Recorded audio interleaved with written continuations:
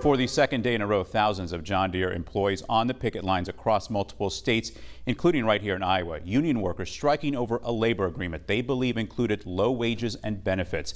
But as employees continue to picket, support is pouring in from miles away. Local 5's Mary Sugden is live now in Ankeny. Mary, what does that support system look like?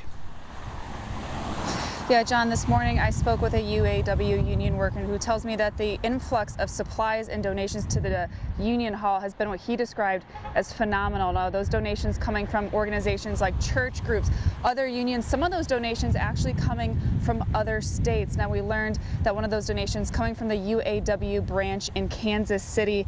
And that's actually, I spoke with their president who says that this chapter was on strike back in 2019, and John Deere workers brought donations to his members on the picket lines. He says thinking back on that outpouring of support still gives him chills, and explained when another union is in need, this is just what other unions need to do.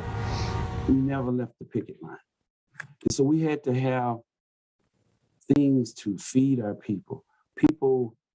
Strike pay doesn't pay enough to take care of it. So we stood the test of time. And the Kansas City UAW branch is making this effort after a rough last couple of years. The president says the strike happened just before the pandemic, which has ultimately decimated that auto assembly industry down to just one shift. But again, those UAW workers will basically be returning the favor that they got back in 2019 right here in Ankeny tomorrow. Live in Ankeny, Mary Sugden, Local 5 News, We Are Iowa.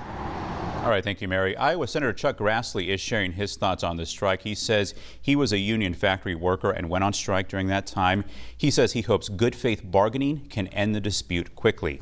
State Senator Jack Whitford says, I am confident both parties can find a mutually beneficial labor contract to continue to provide world-class products to help Iowa farmers feed and fuel the world. And this is a look at all the Deere facilities in the region affected by the strike. Now you're seeing all 14 facilities dealing with strikes. They include 7 Iowa facilities, 4 in Illinois, and 1 each in Colorado, Georgia, and Kansas. And as you saw, John Deere's impact is far greater than just Iowa. The economic ripple from the strike will be felt across the nation and even the world.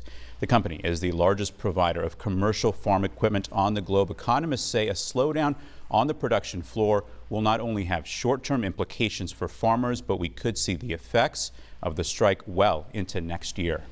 I think if this strike goes on a little bit longer, I think Wall Street will be closely monitoring how long it does last, and that would help gauge if John Deere's quarterly dividend could ultimately be put at risk. During the strike back in the 80s, Deere and Company slashed their cash dividends to shareholders in half. The next quarterly report should give us a better idea of how much the company could stand to lose.